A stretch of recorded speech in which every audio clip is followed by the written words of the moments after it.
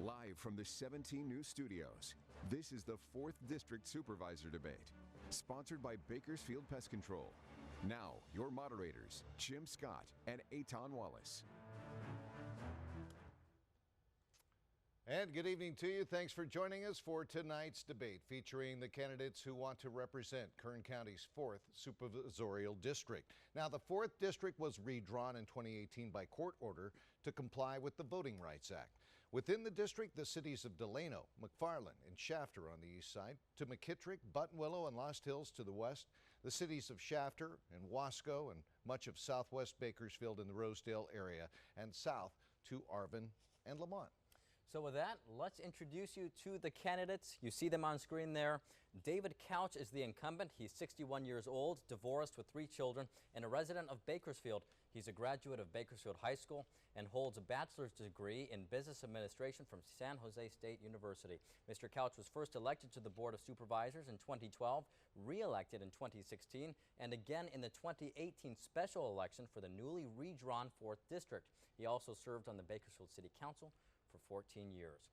Emilio Huerta is 62 years old and a resident of Delano. He is divorced and has 1 daughter. He's a civil rights attorney with a degree from Santa Clara University School of Law. He has also served as general counsel for Omni Family Health and the Cesar Chavez Foundation. In 2016, Mr. Huerta ran for the California 21st Congressional District seat and lost to incumbent David Valadao. All right, the candidates have been apprised of the rules, and we begin our debate tonight with opening statements by a flip of the coin. Mr. Huerta will go first. 60 seconds, please, Mr. Huerta. Opening statement. Thank you. Great. Thank you, Jim. I'm running for the Board of Supervisors because it's time. It's time to implement real, long-standing, sustainable changes to our community that will address and help Kern County families. As a lifelong resident of Kern County, we are disappointed in the board's record in terms of dealing with the most pressing issues facing Kern County families. We have seen ill-advised budgetary cuts when it comes to employee wages, county employee wages, infrastructure repairs, wages for first responders, and of course inadequate policies dealing with our homeless population. I will be the community's champion for real, sensible, and positive change. We know that with my experience as board chair for Self-Help Federal Credit Union, board chair of, corporate counsel for Omni Family Health, board chair of Greater Bakersfield Legal Assistance, and of course corporate counsel for the Cesar Chavez Foundation, I am exceptionally qualified for the position of District 4 Supervisor. Thank you very much, Mr. Huerta. Mr. Couch, opening statement, 60 seconds, please, sir. Well, first of all, I want to say thank you to you, Eitan, and you, Jim, and especially the voters that are taking the time to learn about us, to frankly listen to us, and give us the opportunity to speak to you, and allowing yourselves to make a more informed decision. I respect that, and I appreciate that. To fill out my resume a little bit there, I would just mention that I spent about 25 years in the financial services industry. During that time, I spent 14 years on the city council. I would like to stress that during my time on the board, the entire time I have lived in the 4th District, whether it was the old 4th District configuration or the new. Additionally, all the endorsements that you see on a mailer from me, in an email from me, or on my website, I have actually spoken to those people, and those people have actually told me that they endorse me, and I have their support. I look forward to your questions, and I hope I can answer them fully. Thank you very much. All right, very good. Thank you so much. Thank you. And we begin with Mr. Huerta. As you know, the son of civil rights leader Dolores Huerta, you enjoy a high degree of name recognition, especially within the Latino community. That was not enough to help you defeat Congressman Valadao in 2016, but that was then and this is now. That, of course, was also the 21st Congressional District, and this is the newly redrawn 4th Supervisorial District. So, as candidate, what is the biggest difference between then and now? And is it the office, or is it the shifting political landscape? What is it, Mr. Huerta? 60 seconds. Well, I think it's a number of things. And we know that the federal court found that the county had violated the voting rights and discriminated against Latino residents and deprived them of an opportunity to elect somebody of their choosing. When I ran for Congress in 2016, I captured 19,000 votes in this district. Okay, and I won actually Kern County. So I'm optimistic that residents of Kern County, particularly in the 4th District, will vote for me as their supervisorial representative. Thank you. Mr. Couch, rebuttal? I think it's important to note that the redistricting was done in 2011. That predates me even running for the board. I didn't actually take office until 2013. And I'll say it this way. I and my staff presented 2 maps that actually the public never got to see and MALDEF never got to see.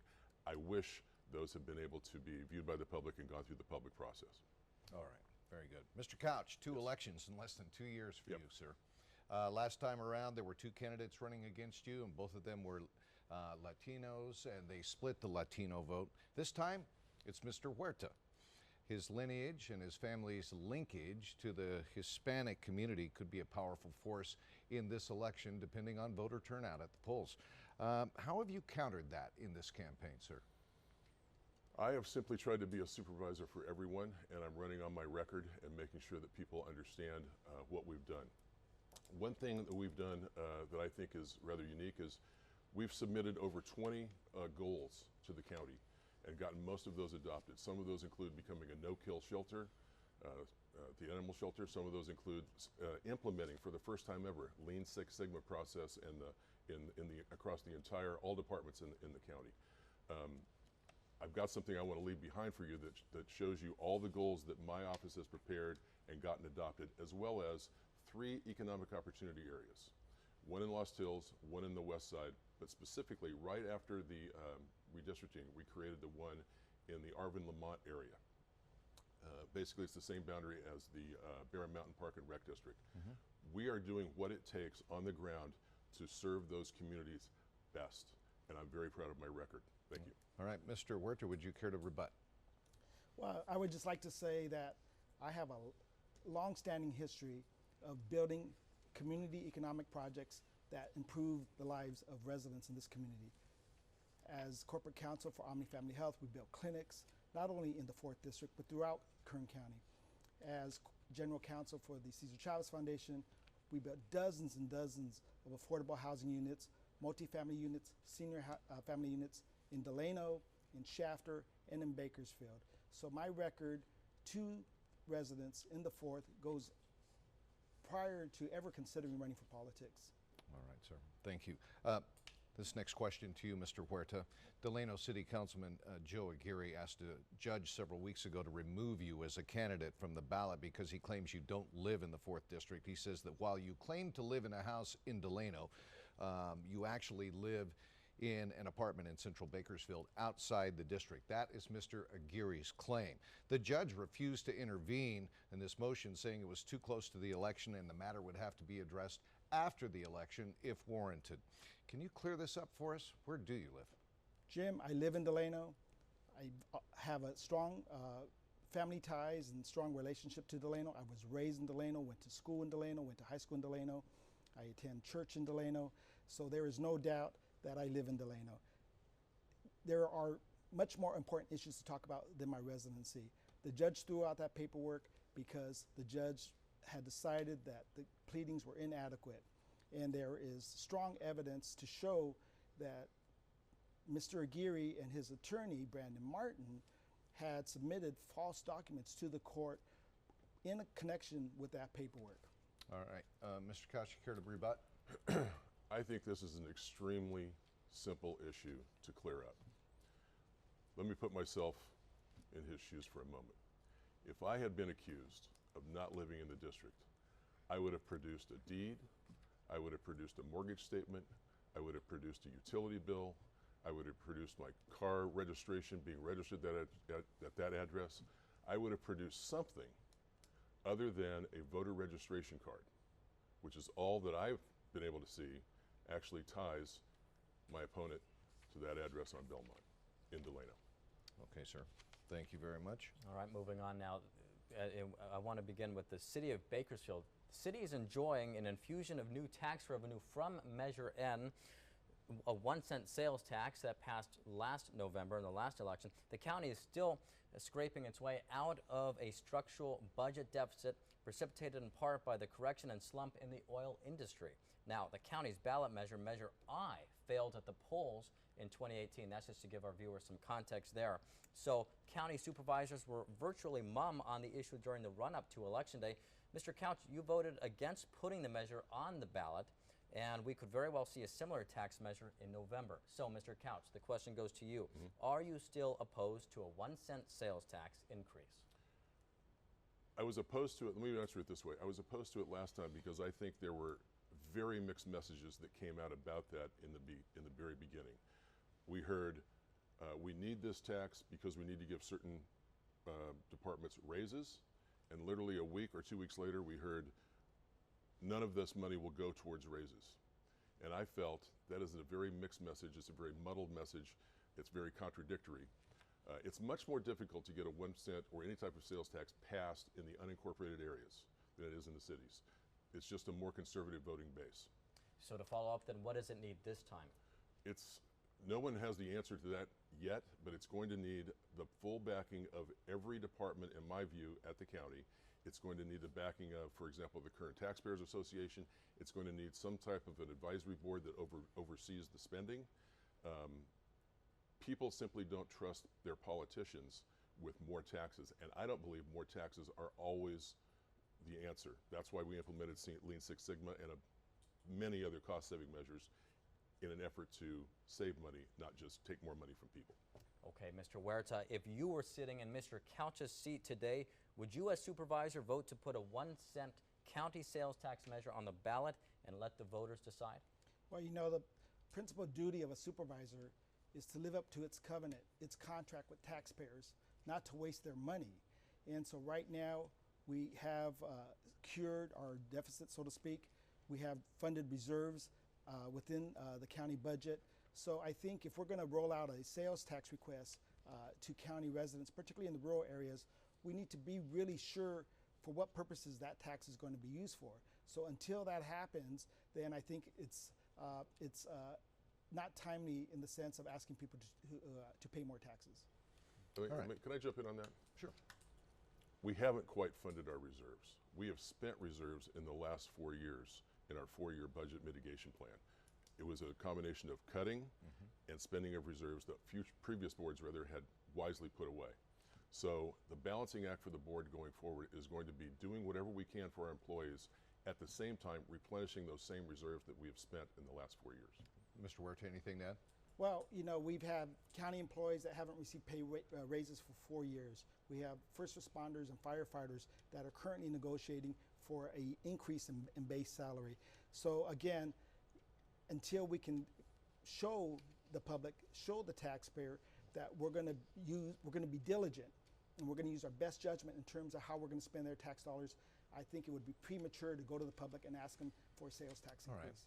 All right, gentlemen. Much has been said about the exodus of deputies from the Kern County Sheriff's Department to law enforcement agencies that pay better. Bakersfield Police Department is one of them. So what, in your opinion, needs to be done to increase the retention rate at the SO? Mr. Huerta, let me start with you. Well, I think our salaries, not only for deputy sheriffs, but also for firefighters, needs to be competitive in terms of neighboring communities, so that we can make sure that we do retain trained deputies. You know, it costs a lot of money to train a deputy. And if we train a deputy and then only to lose it to a neighboring county or a neighboring state, then we've lost a great resource that we invested in that particular individual. So I think we have to make sure that we do periodic studies and salary surveys to make sure that we're competitive with other communities. Well, those studies obviously show it's pretty apparent that we're not competitive, right? Correct. So what's the answer? Is a revenue stream, a new revenue stream, the answer? Or how do you keep those sheriff's deputies at the SO? Well, it's all tied to our tax base, correct? And so if we're going to have an inadequate tax base, then we're always going to be struggling to be competitive. And so we have to make sure that we diversify our economy so that we can bring in new industries and, of course, have a sustainable tax base that would continue to have or result in a sustainable tax base for our community. Okay. Same question to you, Mr. Couch. We need some structural change in the way our deputies are paid. I'll give you an example. A sheriff's deputy, sheriff's officer, will get longevity pay of 2% of their salary after 30 years. That's pretty far out in the spectrum. It probably needs to be changed to where they get something at 20 years, maybe at 25 years. But we have a problem both of deputies leaving, but also of recruiting deputies. And what we are proposing currently is that we will be upping the a signing bonus, if you will. Agencies up and down the state are doing this. We may be paying upwards of $25,000 just for someone to come to work for us if they're a lateral from another department. Believe it or not, that actually may save us some money because it costs so much to put someone through an academy. And if we can get someone after a year or two and convince them to come here, that's a good thing, a good deal for us. However, you hit the nail on the head. We are gonna, I don't know any other way of attracting and retaining people other than probably paying them more. And we're gonna have to find some other funding source, which is why we're trying to diversify away from oil and ag as best we can. Advanced Kern was one program that brought in L'Oreal, brought in Amazon. We're attempting to do just that. All right. Thank you. All right, so let's talk about pensions for a moment. You know, the retirement pension costs continue to escalate for the county. They impact all facets of labor and budget decision making, from the fire department to the sheriff's office to capital investments in outdated infrastructure. What is the solution here? Supervisor Couch, I'll begin with you. I'll tell you what I was about to say during the sales tax discussion, and that is we might even think about putting a sales tax on the ballot for a very short amount of time, 3 years or 5 years, and just saying to the public, just being honest, this is going to go to pay down our pension obligation. Because that's exactly what it's going to go for, no matter what we put it on the ballot for. That's where it will probably be used. Because you're right, that is a big problem. It impacts every single department across the county, and it's the fastest growing expense. Everyone who hasn't gotten a raise costs the county more each and every year simply because of their pension costs and their health care costs. What can be done, a lot of what can be done has already been done. It just takes so long for those employees to work through the system and the retirees to work through the system before you actually start to see the benefit of the big reductions that have already been made. It's going to take a long time. All right, Mr. Huerta. There are pensioners who have already vested that we're not going to be able to do anything about. We have a contract with those employees, and we have to live up to that contract. So I think one of the strategies that we need to look at is our investment strategy and see whether we have good advisors, whether our investment strategies are adequate so that we have a good rate of return on our investment, so that we can profit the most and take advantage of our investment so we can profit as most as possible so that we have an adequate funded pension plan. All right, gentlemen. The county and the firefighters union are at an impasse in contract negotiations. How to trim a multi-million-dollar deficit in the county's fire fund is at the crux of this dispute, if you will. A mediator has been called in and has made recommendations to the board. The county is now poised to impose its last best offer on the union.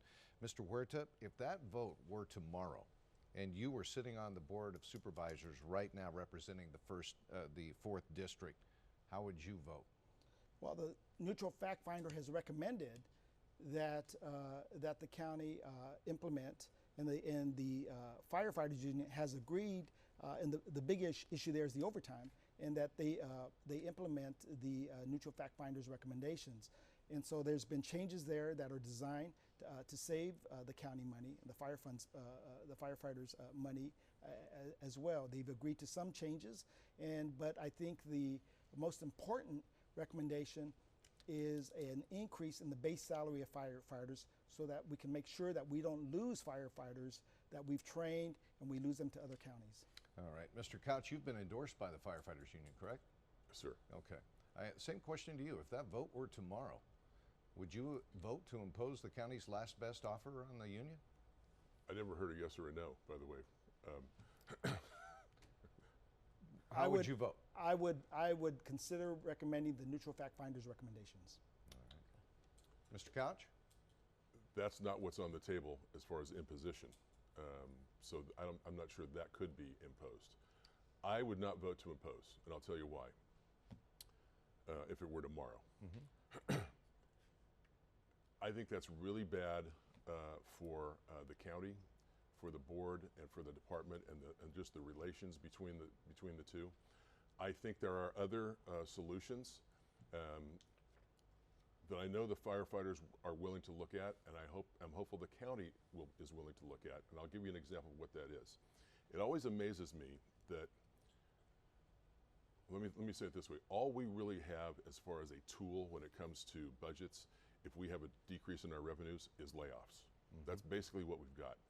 If we could find a way of tying contracts and wage increases to increases in revenues, which has been done, I believe, in the city of Riverside, I think we would take a lot of the pressure off our negotiations, which basically amount to someone coming in and saying, I want this much of a percent raise, and us saying we don't have that much money. And that's where we seem to start from every single time. All right, sir, thank you. Thank you. We showed a map of the district right in the beginning. You saw McFarland is definitely on that map, and as you know, there's been a dust-up in the city of McFarland over the GEO Group and the proposal to turn one of their prisons in McFarland into a detention center for the Immigration and Customs Enforcement Agency, also known as ICE. Two sides to this one now: the people who fear and loathe ICE, and those who want the jobs that prisons generate. So where do you come on this? Let's start with Mr. Huerta. Well, you know, California has passed a law to basically outlaw the operation of private prisons. And I think it's immoral to profit from incarcerating individuals, immigrants, who only have come here to seek a better way of life. So I support the Attorney General's lawsuit against the federal government to ban private prisons. And I think it's a false choice to give residents, to make residents believe that a private prison is going to improve the economy of their community, when in fact that organization has committed so many horrendous violations, human rights violations, due process violations. What we need to be talking about is how we can bring other economic development to that community so as to give the residents, my question is, how many residents from McFarland will actually be employed at that facility? Probably very few.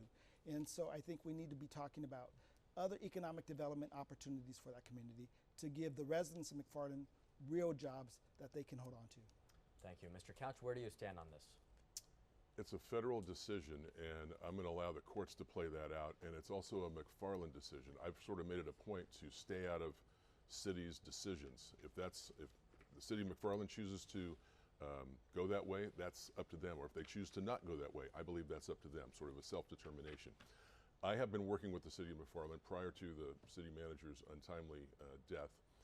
The only way McFarland that I can see is really going to get out of the hole they're in. And by the way, I think they got there by doing the best they could to keep their water and sewer rates low, using their general fund to do that. And now they've just run out of general fund dollars. So you're seeing not only the problems that they have, but you're also seeing their water and sewer rates rise on their citizens. You have to have, which we've done, we've increased their sphere of influence, which is the first step a city has to do before they annex any territory. Then you have to allow them to annex. And it has to probably be industrial or commercial development, because continuing to do residential development, it just doesn't pay for itself for the services it's required. It's going to have to be industrial and commercial development. All right, gentlemen. So the county is building its new low barrier homeless shelter. Capacity starting at 150 with room to grow. Shelter beds are one thing, and they should be celebrated. I think we can all agree on that. But we all know that a shelter is just one piece of a very complicated puzzle. So beyond the shelter, tell the voters what you think needs to be done to combat homelessness, to rein in homelessness here in Kern County. Mr. Couch, let me start with you, sir. Okay. Here's one of the things that we're not talking about that I think is and I don't have the answer to this, but this is an alarming statistic. 50% of the foster children, once they leave foster care, between the ages of 18 and 24, become homeless. We have to do something for that population, because that is simply dumping more and more people into the homeless population. number one. We also, I think, have a lack. This is not part of our plan yet. We're trying to get our arms around this. I think we have a lack of detox facilities. There are plenty of people that are walking around that absolutely need to go to some sort of detox facility before they can get any kind of help, even answer simple questions about what they might need. Those are two areas I think we're not touching much yet. I'm looking forward to the time when the city and the county, and I think this is actually possible, the city and the county actually cooperate on this. I can envision our facility on Golden State sort of being a triage area where people get assessed and people are referred to the city facility if they want to live there, or if, but the services could be provided at either place. I'm proud to say that just on Tuesday, we adopted 2 measures that will put some homeless people to work. Okay, we got about 30, 35, 45 seconds. Please, Mr. Huerta, what do you think needs to be done on the homeless front? Well, I think we need to address the root causes of homelessness. There's a variety of issues: domestic violence, of course, drug abuse, alcohol abuse, unemployed veterans. So I think we need to look at what it is. Homelessness is just a label for displaced people in our community. And I think we have to really look at the underlying causes of what is causing homelessness. And we have a pool of underpaid social workers in our community, in our county employees. And so how do we expect to really attack those issues if we have county employees who are basically eligible for public benefits? So I think one of the first things that we need to do is also increase the safety net by giving our social workers an adequate wage increase so that they can competently address these issues confronting the homeless population. All right, gentlemen. Thank you very much. All right, so time for closing statements. Again, by the flip of the coin, Mr. Couch is elected to go last. So Mr. Huerta, closing statement, please. You have 30 seconds. I hope that people here tonight can see as to why I am the better candidate for this district. I represent 3 generations of individuals who have committed their lives to make Kern County better. My mother, Dolores Huerta, civil rights activist; my daughter, Ana Alicia Huerta, a local immigration attorney; and of course myself, who has committed a life of building affordable housing, who has fought to increase access to quality medical services in our rural communities.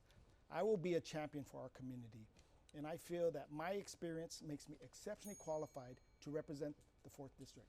Thank you, Mr. Huerta. Mr. Couch. Thank you. You know, my father gave me some great advice once, and he said, do what you think is right and risk the consequences. And he meant the consequences to myself. And I have tried to do that each and every day while I was on the City Council, when I've been on the Board of Supervisors. I'm hopeful that the voters have seen that and that they will allow me to another term, because there are things I would really like to accomplish in this last term. Fix the flooding in Lamont. Get McFarland back on track. And he and my opponent and I can disagree on a lot, but I think we can all agree on one thing, and that's that neither one of us live on Belmont Street in Delano. All right. David Couch and Emilio Huerta, we want to thank you for your time tonight, and we wish you the best of luck, both of you, in your respective campaigns. Yes, and to our viewers, a reminder, next up tomorrow night, our 1st District Supervisor debate featuring the candidates for the 1st Supervisorial District. And don't forget, we're always on kget.com. For Jim Scott, I'm Tom Wallace. Have a great night. Good. Sponsored by Bakersfield Pest Control. This debate has been a public service of KGET TV and 17 News, your local election headquarters.